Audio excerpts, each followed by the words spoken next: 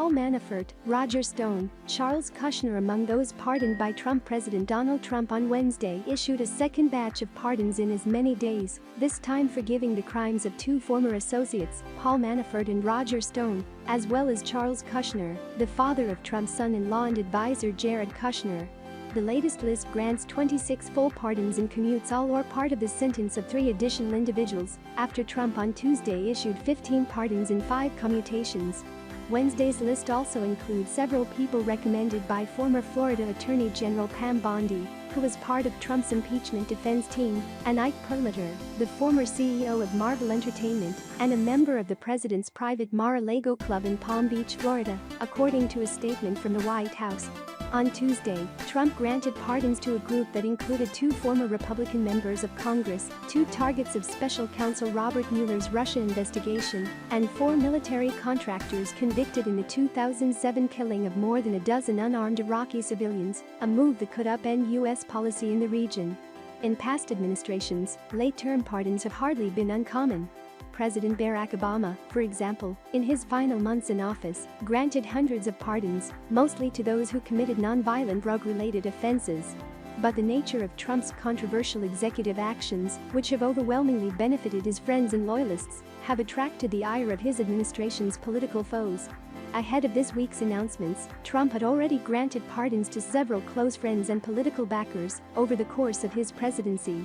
Earlier this year, the president pardoned Michael Flynn, his former national security advisor, and commuted the sentence of Roger Stone, a longtime friend and confidant, both of whom were indicted by Mueller in the Russia probe. Past presidents have also taken advantage of sweeping powers to pardon friends and associates in their final weeks in office.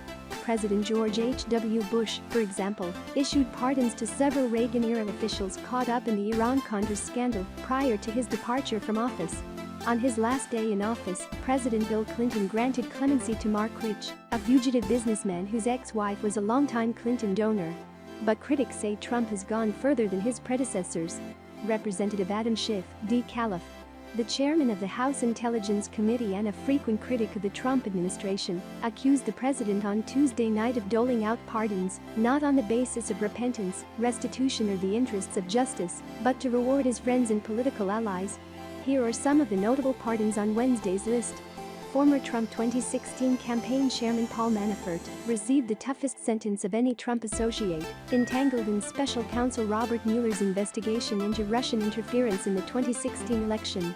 Manafort, who has a long roster of foreign clients and has worked for many Republican presidential candidates, including George H.W. Bush and Ronald Reagan, was charged and found guilty of multiple counts of false income tax returns, failure to file reports of foreign bank accounts, and bank fraud related to activity from before he joined the Trump campaign. He was sentenced by a federal judge to 7 years but was released to home confinement in early 2020 due to the COVID-19 pandemic. Manafort joined the Trump campaign in March 2016 as the campaign's convention manager. He served as Trump's campaign chairman from May 2016 until he resigned in August 2016.